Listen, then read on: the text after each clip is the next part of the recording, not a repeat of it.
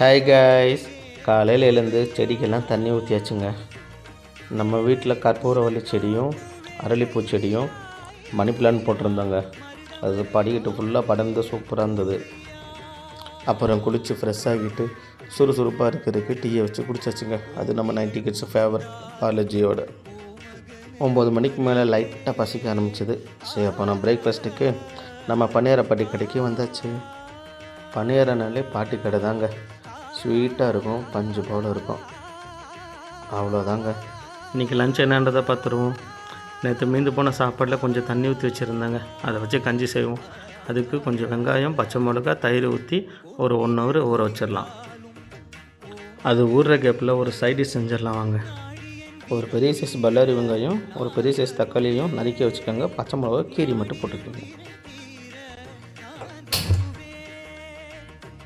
எண்ணெய் காஞ்சது, கொஞ்சம் பச்சை மிளகா, வெங்காயம், தேவையான அளவுக்கு உப்பு போட்டு நல்லா வதக்கி விட்ருங்க.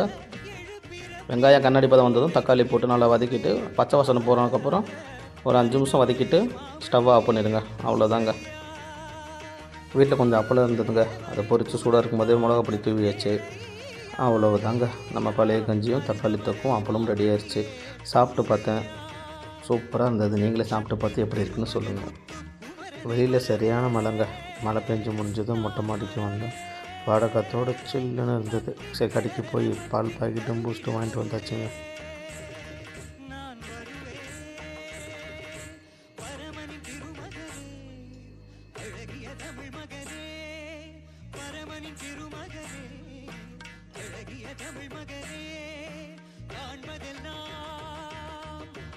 அடிக்கிற குளிருக்கு சூடாக பூஸ்ட்டு பால் ரெடி பண்ணி பார்லேஜி வச்சு சாப்பிட்டு நேராக ஃப்ரெண்டு வீட்டுக்கு கிளம்பிட்டாங்க. பக்கத்து ஏரியாவில் கண்காட்சி போட்டிருந்தாங்க. ஃப்ரெண்ட்ஸ் எல்லாம் கூப்பிட்டு அங்கே கிளம்பியாச்சு.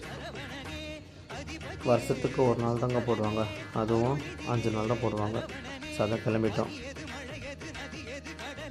நாங்கள் உள்ளே போகும்போது ஆள் கம்மியாக தாங்க இருந்தாங்க. அதுக்கப்புறம் பார்த்தா க்ரௌடு கூட்டம் எகிரிடுச்சு. உள்ளே ஏகப்பட்ட கேம்ஸ் இருக்குங்க. ஆனால் என்ன, எல்லாத்துக்குமே ரேட் அதிகம்தான். சாப்பிட்றவுக்கு நிறைய வச்சுருக்காங்க, ஆனால் அதுவும் சரியான ரேட்டு. அப்புறம் ஃப்ரெண்ட்ஸை கூப்பிட்டு ரங்கராட்டினம் ஏறியாச்சுங்க. செம்ம ஜாலியான ஒரு என்ஜாய்மெண்ட் மூமெண்ட் தான். அவ்வளோ என்ஜாய் பண்ணோம். நாங்கள் ஒரு 2 கேம் விளாண்டோங்க. அப்போ கேம் நிப்பாட்டிட்டு ஃபுல்லாக சுற்றி பார்க்க ஆரம்பிச்சிட்டோம். அதுக்கே நேரம் போச்சு. இருந்த காசுக்கு நல்லா ஸ்நாக்ஸ் வாங்க அடிச்சுன்னு இருக்கணும். ஃப்ரெண்ட்ஸு கூட இருந்தாலே அவ்வளோ சந்தோஷங்க. நல்லா என்ஜாய் பண்ணோம். நீங்கள் ஃப்ரெண்ட்ஸாகவோ அல்லது ஃபேமிலியாகவோ இந்த மாதிரி ஒரு இடம் கிடச்சா ஜாலியாக போயிட்டு வாங்க.